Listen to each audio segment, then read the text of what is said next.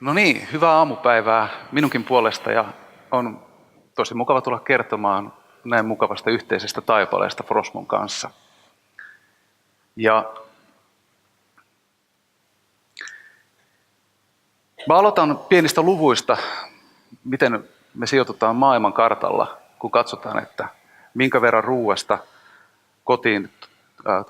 ostetaan kotiin ruoan verkkokaupan kautta.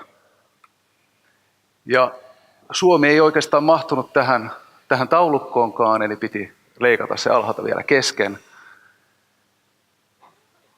Ja siellä on mielenkiintoisesti Itämaat on edustettuna kärjessä, joka herättää mielenkiintoisia kysymyksiä.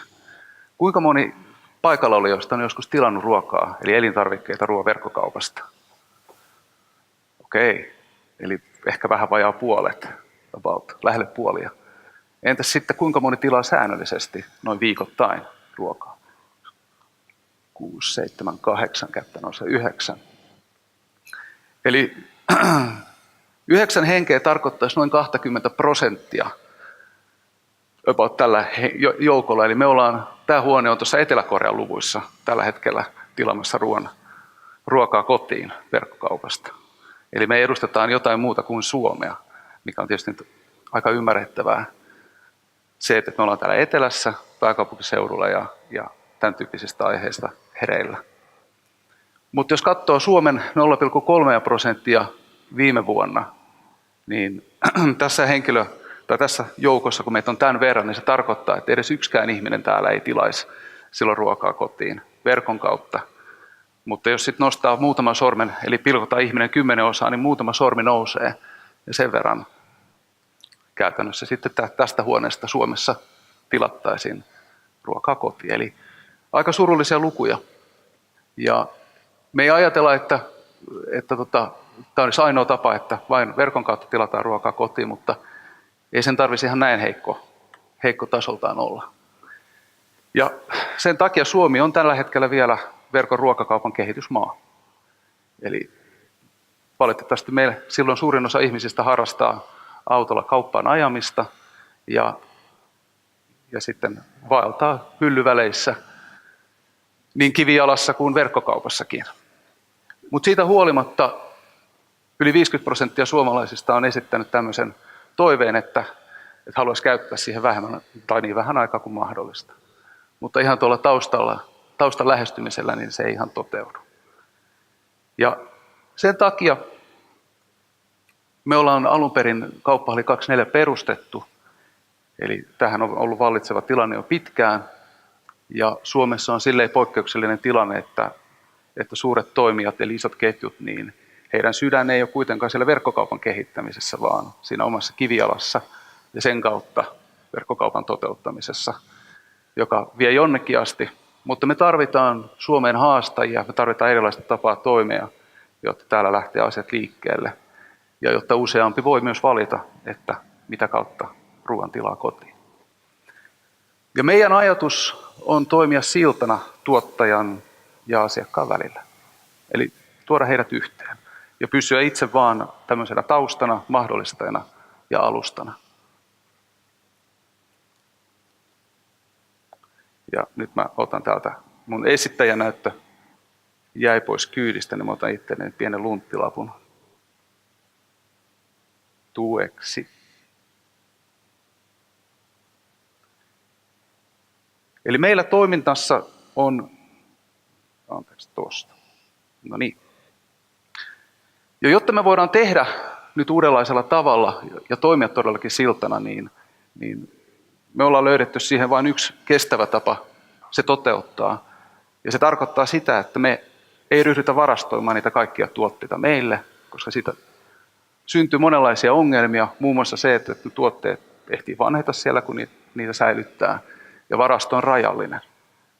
Vaan meidän toiminnassa, kun asiakas tekee tilauksen, niin sen jälkeen me tilataan tuotteet suoraan tuottajilta.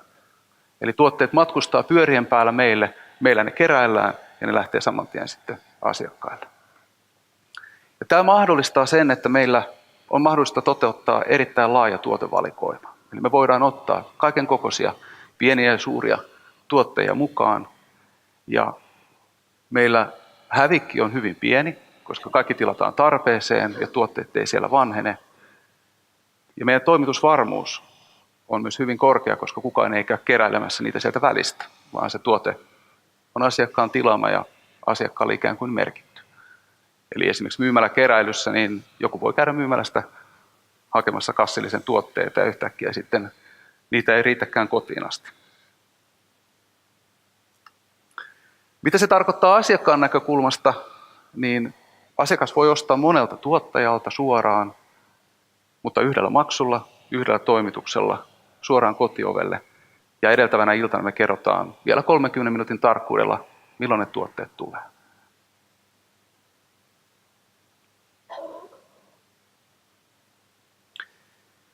Ja se, mitä me ollaan kuultu meidän asiakkailta, niin tuotteiden tuoreus on tärkeää, eli meillä perusasiakas tilaa kerran viikossa. Ja silloin kaikki tuotteet, mitä he tarvitsevat, niin toki leivät ei elä ihan niin pitkään, mutta esimerkiksi maitotuotteet niin kestää sen viikon ihan hyvin. Ja meidän toimituksen kannalta, niin samana aamuna kun tuotteet toimitetaan asiakkaalle, niin vasta silloin samana aamuna leivotut leivät ja tuoreet kalat saapuu meille. Eli me ollaan pyritty optimoimaan ne mahdollisimman tuoreeksi, että viime hetkellä saapuu ja saman tien lähtee. Ja me voidaan tietenkin taata se kylmäketju kotiin asti, toisin kuin ruokakaupasta noutaessa. Ja se, että asiakas saa ne kaikki tuotteet, mitä hän tarvitsee, niin ratkaisee sen ongelman, että miten mä teen nyt sen ruoan, kun se pääruoka-aine puuttuu. Eli nämä asiat me koetaan erittäin tärkeänä ja sen takia ollaan tämän näköisellä polulla. Mutta erilaisuudella on hintansa, eli me ollaan jouduttu rakentamaan hyvin pitkälle kaikki itse. Oma logistiikka, keräily ja myös verkkokauppan osalta niin ne ei niin hyvin istu kuin sitten voisi toivoa.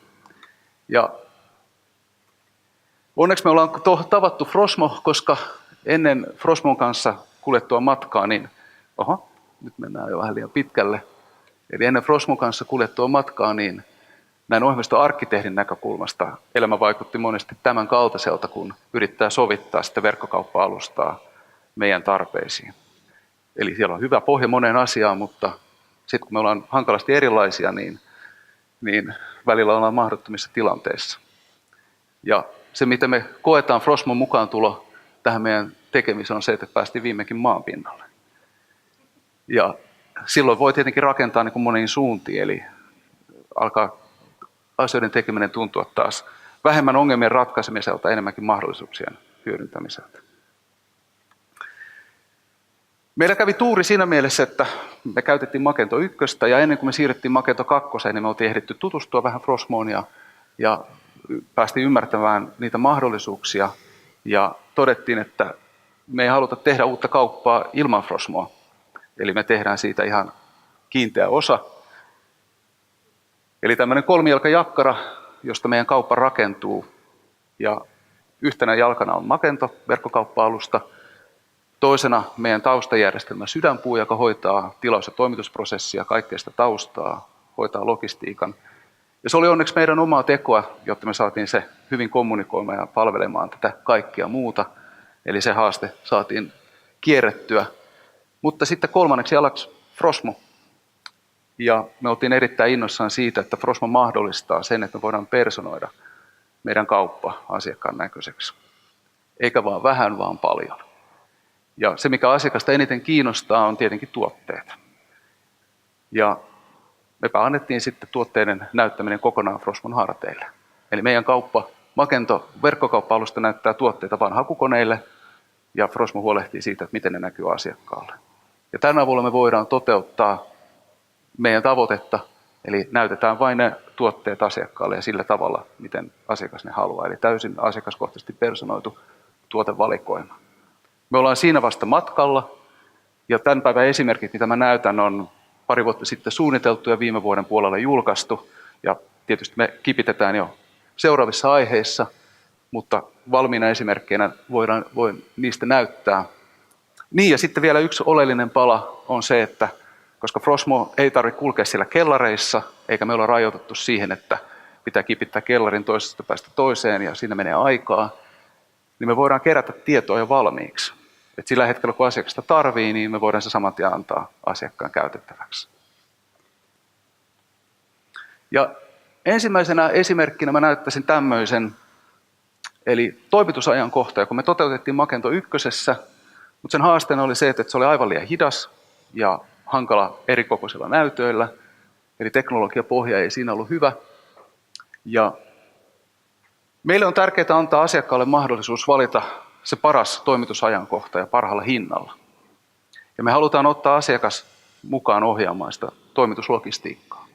Mutta haasteena on se, että meillä on myös pieniä tuottajia, joiden tuotteet ei ole joka hetki tarjolla, vain tiettyinä päivinä, joitakin vain yhtenä viikkona, parin kuukauden aikana. Mutta lisäksi myös toimitusosoite vaikuttaa, eli minne tuotteita kuljetetaan. Me halutaan ottaa myös reuna-alueita mukaan, mutta hiljalleen kun sinne kasvetaan, niin ei toimiteta vielä joka päivä. Sen lisäksi me halutaan tukea tällaista suunnitelmallista ostokäyttäytymistä, eli mitä enemmän ostaa kerralla, sitä edullisempaa se on, jotta riittäisi, että kerran viikossa tekee tilauksen. Ja myös me halutaan antaa asiakkaalle mahdollisuus antaa meille tilaa optimoida se kuljetus mahdollisimman tehokkaasti. Eli jos asiakas voi, niin hän voi antaa meille tilaa sen optimoinnille. Mutta tämän kokonaisuuden toteuttaminen oli aikaisemmin hyvin vaikeaa. Ja tässä pieni vilaus siitä, miten me Frosmon kanssa se tehtiin. Ja käytännössä kun asiakas kirjautuu meillä kauppaan, niin hänelle tulee, kirjautumishetkellä kerätään jo tiedot tätä näkymää varten valmiiksi. Ja kirjautumisen jälkeen asiakas näkee tällaisen näkymän, missä hänelle ehdotetaan, että vanhan käyttäytymisen pohjalta toimitusosoite on varmaankin tämä ja ajankohta tämä. Jolloin asiakas vaan voi todeta, että hyvä, mennään tällä eteenpäin.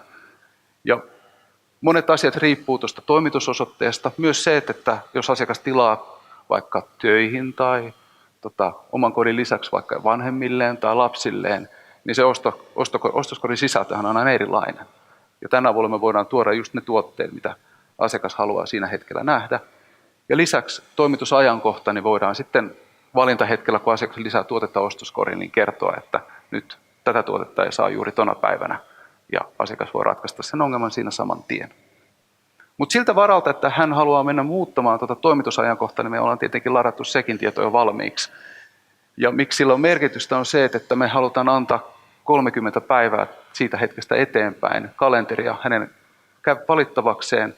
Ja hyvin monimutkaisesta tiedosta tai monista asioista sitten ollaan kerätty tämmöinen matriisi, jonka avulla asiakas voi valita ensiksi sen toimituspäivän ja ollaan voitu sitten visualisoida, että tuohon postiosoitteeseen keskiviikko ja lauantai on toimituspäiviä ja monia muitakin asioita voidaan tässä siellä kertoa.